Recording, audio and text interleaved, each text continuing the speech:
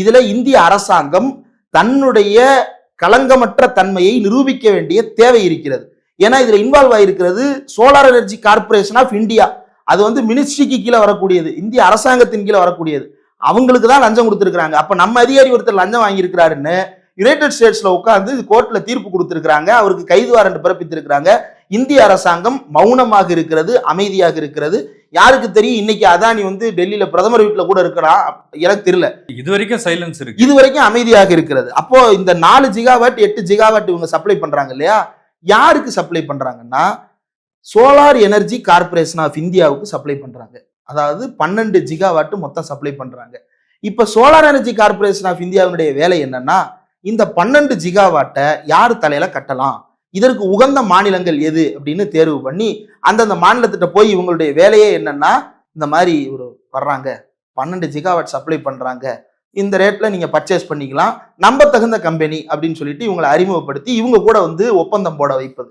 அப்போ தமிழ்நாடு, ஆந்திரா, ஒடிசா, ஜம்மு காஷ்மீர், இன்னும் பல்வேறு மாநிலங்கள்ல இந்த மாதிரியான ப்ராஜெக்ட்ஸை எடுத்து கொடுப்பதாக உத்தரவாதம் அளிக்கப்பட்டிருக்கிறது. எந்த மாநிலங்களுக்கு தேவை இருக்கோ அவங்க அதை பயன்படுத்திக்குவாங்க அப்படின்ற அடிப்படையில இவங்களுக்கு வாங்கி கொடுத்துருக்காங்க. இப்ப நம்ம மாநிலங்கள் என்ன நினைப்போம், இவர் வர்றாரு, எஸ்சிசிஐ வந்து உத்தரவாதம் கொடுக்குது, அப்ப இவங்கள்ட்ட நம்ம வாங்கிக்கலாம் அப்படின்ற ஒரு பேஸ் இருக்குது. ஏன் எஸ்சிசிஐ நம்ப வேண்டி இருக்கிறது, அது ஒன்றிய அரசாங்கத்தினுடைய நிறுவனம். நம்ம வெளியே ப்ரொக்யூர்மெண்ட் போடும் பொழுது வரக்கூடிய சிக்கல்களை விட இங்க போட்டோம் அப்படின்னா அது நம்ப தகுந்த ஒரு நிறுவனமா இருக்கும்னு இவன் சொல்றதை நம்புவாங்க. ஆனா இந்த எஸ்சிசிஐ பற்றி இன்னொரு அதிர வைக்கும் தகவல் இப்ப ஆன்லைன்ல தேடும் போது கிடைச்சது என்னன்னா, இப்ப இது எல்லாமே யாருக்காக செய்யப்படுதுன்னா அதானிக்காக செய்யப்படுது. முந்தா நேத்து, அதாவது 2 நாளைக்கு முன்னாடி ஒரு செய்தி வந்திருக்கிறது, பிசினஸ் ஸ்டாண்டர்ட்ஸ்ல வந்திருக்கிறது. அதுல எடுத்து பார்த்தா இந்த எஸ்சிசிஐன்ற கம்பெனி ரிலையன்ஸ் வந்து அவங்களும் பவர் செக்டார் ப்ராஜெக்ட்ஸ்ல இருக்கிறாங்க. அதுல பல சப்சிடரிஸ் இருக்குது, ரிலையன்ஸ் ரெனியூபிள்ஸ் இந்த மாதிரி பல இருக்குது. ஆனா ரிலையன்ஸ் எனர்ஜி, அதாவது ரிலையன்ஸ் பவர் அப்படின்ற அந்த கம்பெனி மொத்தத்தையும் முடிச்சு விடும் வகையில 3 வருஷத்துக்கு எந்த டெண்டர்லையும் பங்கேற்க கூடாது அப்படின்னு அவங்களுக்கு தடை விதித்திருக்கிறது எஸ்சிசி. அப்ப இதெல்லாம் யாருக்காக நடத்தப்படுகிறது அப்படின்றத எடுத்து பார்த்தா இன்னைக்கு வந்து தீர்ப்பை பொருத்தி பார்க்கும் பொழுது நம்மளுக்கு புரிகிறது ஏன் ரிலையன்ஸ் தடை செய்யப்பட்டிருக்கிறது.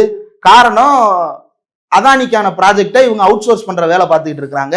இதுல ரிலையன்ஸ் வேற பிட்டிங் பண்றேன்னு உள்ள வந்து நின்னான்னா தேவையில்லாத பிரச்சனை. மற்றவங்க எல்லாம் கொசுறுகள், இவங்க தான் பெரிய பிளேயர்ஸ். 2 பிளேயர் தான் பெரிய பிளேயர் இதுல. யாரு, அதானி 1, அம்பானி 1. அப்ப அம்பானியை தூக்கி இறக்கி விட்டுட்டு அதானியை மேல ஏத்தணும்னா அதானிக்கு ப்ராஜெக்டை கொடுங்க, அம்பானிக்கு எந்த ப்ராஜெக்ட் வந்தாலும் கொடுக்காதீங்க அப்படின்ற மாதிரியான நடவடிக்கைகளில் ஈடுபட்டு இருக்கிறார்கள் அப்படின்னு இந்த செய்திகளில் இருந்து புரிந்து கொள்ள வேண்டி இருக்கிறது. இந்திய அரசாங்கம் பதில் சொல்லாத வரையில் உலக அரங்கில் அவமானப்படுத்தப்பட்டது அதானி மட்டுமல்ல, இந்திய அரசாங்கம்.